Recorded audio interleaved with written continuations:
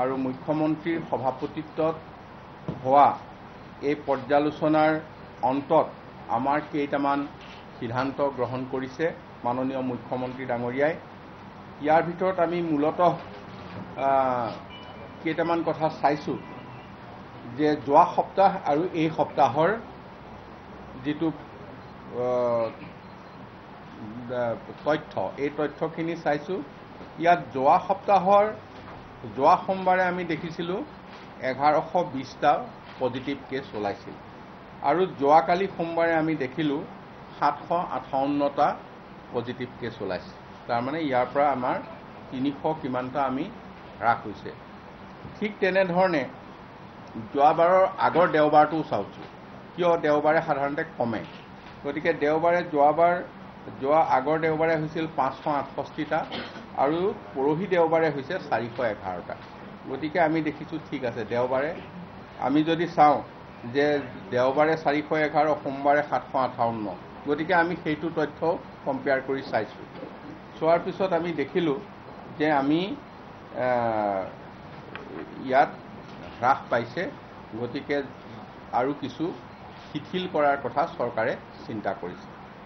এই ক্ষেত্ৰত কিন্তু এটা কথা আমি ক'ব লাগিব যে গুৱাহাটী মহানগৰীৰ ক্ষেত্ৰত আমি এই ক্ষেত্ৰত কিন্তু যিটো তথ্য, এই তথ্যটো ইমান সন্তোষজনক নহয়। কাৰণ আগৰ যিটো সোমবাৰ তাত আমি দেখিছিলোঁ গুৱাহাটী মহানগৰীত 197 আছিল পজিটিভ কেছ আৰু কালি আছিল 163। গতিকে বৰ বেছি পাৰ্থক্য হোৱা নাই। গতিকে গুৱাহাটী মহানগৰীৰ ক্ষেত্ৰত আমি কিছু কথা চিন্তা কৰিবলগীয়া এতিয়াও আছে আৰু সেইকাৰণে আমি এই আটাইখিনি তথ্য পৰ্যালোচনা কৰাৰ পিছত আমি কিছু কথা আমি সিদ্ধান্তলৈ আহিছোঁ আৰু আপোনালোকৰ সংবাদ মাধ্যমৰ জৰিয়তে এইখিনি কাৰ্যকৰী হ'বৰ বাবে আমি ৰাইজৰ আগলৈ এইখিনি কথা দাঙি ধৰিব বিচাৰিছোঁ। আমি ইয়াৰ আগতে গোটেই ৰাজ্যজুৰি আছিলে 5 বজালৈকে দোকান বজাৰ সকলো খোলা থাকিব আৰু 6 বজাৰ পৰা কাৰফিউ হ'ব। গতিকে ইয়াত আমি এতিয়া শিথিল কৰিবলৈ বিচাৰিছোঁ যে 6 বজালৈকে সকলো দোকান বজাৰ খোলা থাকিব, অফিচ কাৰ্যালয় সকলো। তাৰপিছতে 7 বজাৰ পৰা 5 বজালৈ কাৰফিউ হ'ব। ইয়াৰ আগতে কাৰফিউ 11 ঘণ্টা আছিল, এতিয়া কাৰফিউ 10 ঘণ্টা হ'ব আৰু খোলা সময় আগতে আমাৰ 5 বজালৈকে আছিল, এতিয়া 6 বজালৈকে হ'ব। এতিয়া 11 ঘণ্টা খোলা সময় থাকিব। আৰু ইয়াৰ পিছত আমি ক'বলৈ বিচাৰিছোঁ যে আন্তঃজিলা যাতায়াতৰ ক্ষেত্ৰত ইতিমধ্যে নিষেধাজ্ঞা আছিল, সেই নিষেধাজ্ঞা আমি শিথিল কৰিবলৈ বিচাৰিছোঁ কেৱল ব্যক্তিগত যান বাহনৰ ক্ষেত্ৰত। এতিয়া ব্যক্তিগত যান বাহন খোলা থাকিব, সকলো জিলাৰ পৰা সকলো জিলালৈ যাব পাৰিব, কিন্তু কামৰূপ মেট্ৰ'ৰ যিটো আমি তথ্য পাইছোঁ, এই তথ্যৰ ভিত্তিত কামৰূপ মেট্ৰ'ৰ পৰা বাহিৰলৈ যোৱা আৰু কামৰূপ মেট্ৰ'লৈ বাহিৰৰ পৰা অহা এইটো নিষেধাজ্ঞা বাহাল থাকিব। কামৰূপ মেট্ৰ' ক্ষেত্ৰত জিলা যাতায়াত বন্ধ থাকিব আৰু তাৰ বাহিৰে অসমৰ সমগ্ৰ জিলাতে আন্তঃজিলা যাতায়াত খোলা থাকিব। এতিয়া আমাৰ যিটো নিষেধাজ্ঞা ৰাজহুৱা পৰিবহণৰ ক্ষেত্ৰত আছিল, যাত্ৰী পৰিবহণৰ ক্ষেত্ৰত সেই নিষেধাজ্ঞা বাহাল থাকিব। সেই নিষেধাজ্ঞা উঠাই লোৱা হোৱা নাই, কেৱল ব্যক্তিগত যান বাহনৰ ক্ষেত্ৰতহে এইটো লোৱা হৈছে। ইয়াৰ আগতে আমি এটা কথা কৈছিলোঁ অড ইভেন নাম্বাৰ। এতিয়া অড ইভেন নাম্বাৰ আমি ৰখা নাই। এই অড ইভেন নাম্বাৰৰ যিটো কথা আছিল এইটো আমি বাতিল কৰিছোঁ। তাৰপিছতে সভা সমিতিৰ ক্ষেত্ৰত এতিয়া মুকলি ঠাইত আমি আগতে সভা সমিতিৰ অনুমতি নাছিলে, এতিয়া আমি কৰিছোঁ যে মুকলি ঠাইত অতিৰিক্ত 200 জনলৈকে লোক সমবেত হৈ সভা সমিতি বা ৰাজহুৱা অনুষ্ঠান আদি আয়োজন কৰিব পাৰিব। তাৰ উপৰিও প্ৰেক্ষাগৃহৰ যিমান আসন থাকে তাৰ আসনৰ 50% আধা সংখ্যক লৈ এই সভা সমিতি আদি অনুষ্ঠিত কৰিব পাৰিব। কিন্তু এটা কথা তাত জড়িত আছে যে এই সভা সমিতিলৈ যোন যাব তেওঁলোকে দুই পালি ভেকচিন ল'ব লাগিব। এই ভেকচিন লোৱা লোকসকলকহে এনেধৰণৰ সভা সমিতিত উপস্থিত থাকিবলৈ অনুমতি দিয়া হৈছে। ইয়াৰ আগতে বিবাহ আদি কামত আমি ঘৰুৱা মাংগলিক অনুষ্ঠানত আমি 10 গৰাকীলৈ নিছিলোঁ। এতিয়া 25 গৰাকী লোকক এনে অনুষ্ঠানত অংশগ্ৰহণ কৰিব পাৰিব। অন্তিম সৎকাৰৰ ক্ষেত্ৰতো ঠিক তেনেধৰণে 25 গৰাকী লোকক অনুমতি প্ৰদান কৰা হৈছে। ধৰি লওক কামাখ্যা মন্দিৰকে ধৰি যিখিনি আইকনিক প্লেচ, শিৱসাগৰত আছে শিৱদৌল, ঠিক তেনেকৈ বেলেগ বেলেগ ঠাইত তেনেকুৱা আইকনিক যিখিনি প্লেচ, সেইখিনিত আমি কৰিছোঁ 1 ঘণ্টাত 20 গৰাকী লোকৰ দৰ্শন। আৰু এটা কথা তাত লগত থাকিব যে তেওঁলোকে 2 পালি প্ৰতিষেধক গ্ৰহণ কৰা ব্যক্তি হ'ব লাগিব। তেতিয়া 1 ঘণ্টাত আমি 20 গৰাকী লোকৰ দৰ্শন কৰিবৰ কাৰণে এই মন্দিৰসমূহ মুকলি কৰাৰ কথা কোৱা হৈছে। অন্য ধৰ্মীয় অনুষ্ঠানত সৰ্বাধিক 10 গৰাকী লোকৰ সমাগমৰ অনুমতি দিয়া হৈছে। এতিয়া আমাৰ বিশেষকৈ মানে ৰিজৰ্ট, হোটেল, ধাবা, বাৰ যিয়ে নহওক এই সকলোতে 50% লোক বহিব পৰাকৈ সন্ধ্যা 6 বজালৈকে সকলো খোলা ৰাখিবৰ কাৰণে অনুমতি দিয়া হৈছে। চিনেমা হল কিন্তু বন্ধ থাকিব। এতিয়া শিক্ষানুষ্ঠানৰ ক্ষেত্ৰত আহোঁ। আমি শিক্ষানুষ্ঠান মাননীয় মুখ্যমন্ত্ৰী ডাঙৰীয়াই কৈছে যে আমি চেষ্টা কৰিম ছেপ্টেম্বৰৰ পৰা আৰু কেনেকৈ চূড়ান্ত বৰ্ষসমূহক খুলি দিব পাৰি। কিন্তু তাৰ আৰম্ভণি হিচাপে আমি এটা সিদ্ধান্ত ল'বলৈ বিচাৰিছোঁ।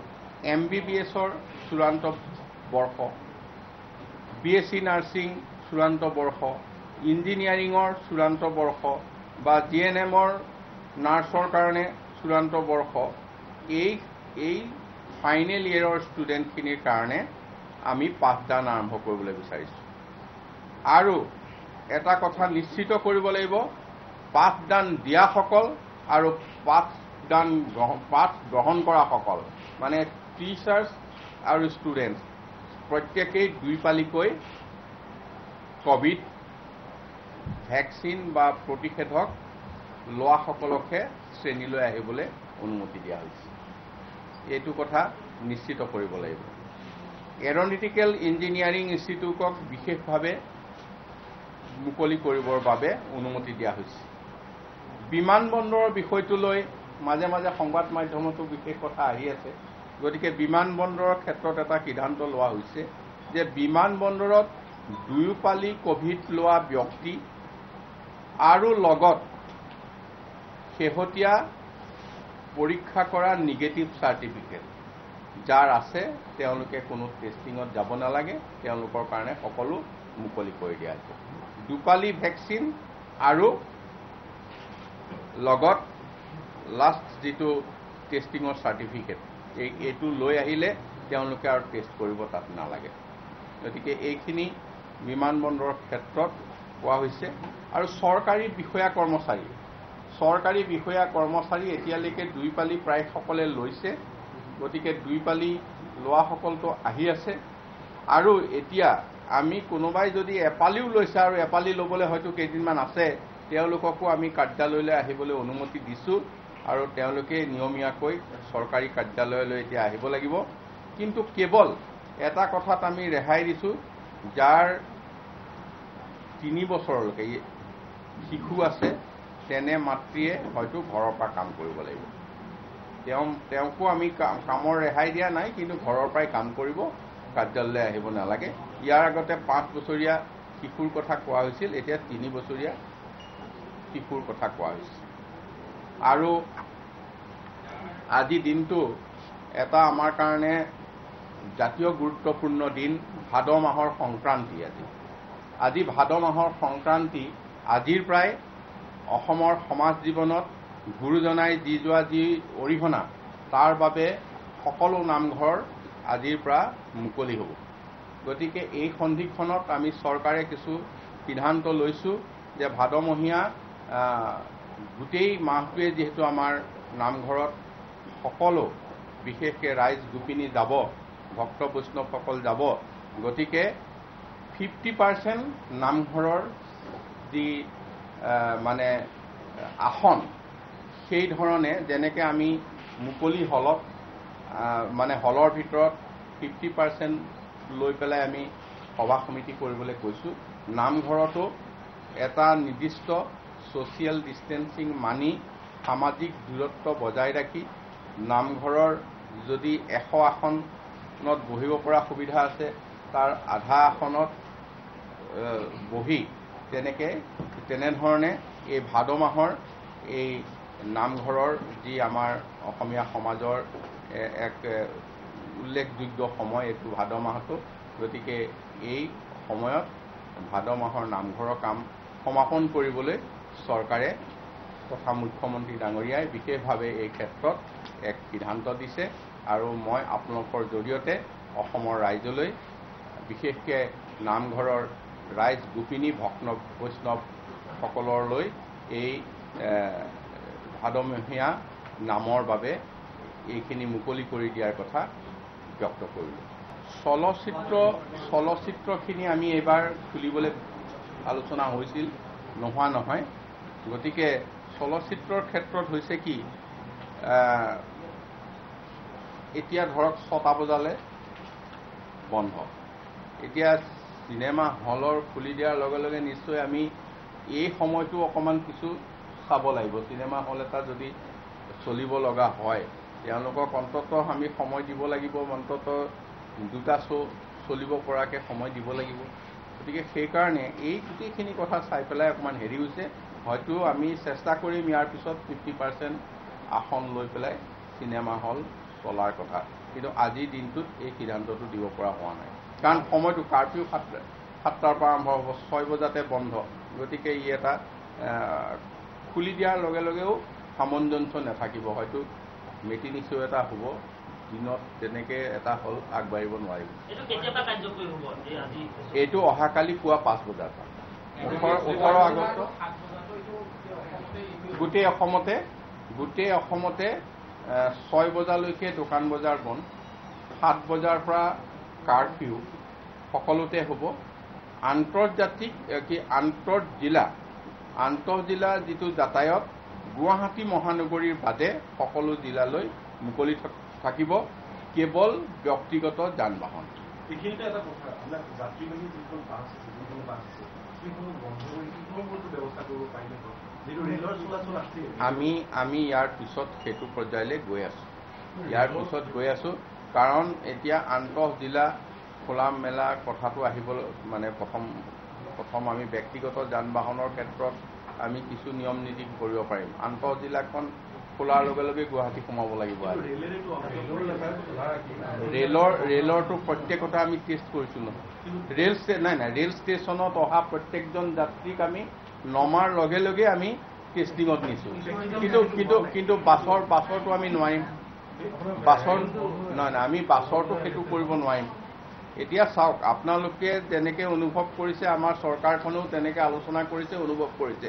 কিন্তু আজি যদি হঠাৎ বাঢ়িব লগা হয়, তাৰ পিছৰ পৰিস্থিতিটো কি হ'ব? এতিয়া আমি এটা পৰিক্ৰমাৰ মাজেৰে লকডাউন নোহোৱাকৈ তাৰ মাজত থাকি, অলপ খোলা অলপ বন্ধ, তাৰ মাজত থাকি গোটেই কথাখিনি নিয়ন্ত্ৰণ কৰা হৈছে। গতিকে এই নিয়ন্ত্ৰণ যথেষ্টখিনি হৈছে, আপোনালোকে পৰ্যায়ক্ৰমে দেখি আহিছে। গতিকে এই নিয়ন্ত্ৰণখিনি হৈছে, আৰু হোৱাৰ কাৰণে আজি আমি এনেধৰণে মুকলি কৰি দিব পাৰিছোঁ। এতিয়া এটা কথা অনুৰোধ কৰিম যে আপোনালোকৰ সংবাদ মাধ্যমৰ জৰিয়তে এতিয়ালৈকে আমাৰ ফাৰ্ষ্ট ড'জ ভেকচিন দিয়া হৈছে 1,18,00,000 আৰু ছেকেণ্ড ড'জ দিয়া হৈছে 25,21,000 লোকক। এতিয়া কথা হ'ল কি, আমি অনুৰোধ জনাম যে ছেকেণ্ড ড'জ যিসকলে ল'বলৈ আছে, আমি যথেষ্ট চেষ্টা কৰিছোঁ, ঘৰত ফোন কৰিছোঁ, কল চেণ্টাৰ বহুৱাইছোঁ ডিষ্ট্ৰিক্টে।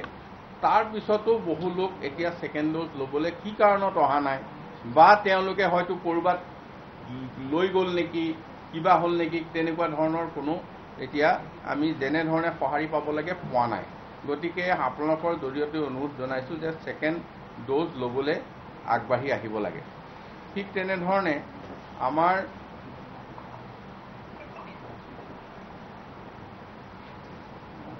এতিয়ালৈকে পাৰ্চেণ্টেজ হিচাপে আমাৰ এইটো 51% ফাৰ্ষ্ট ড'জ আৰু 11% ছেকেণ্ড ড'জ। তাৰপিছত আমাৰ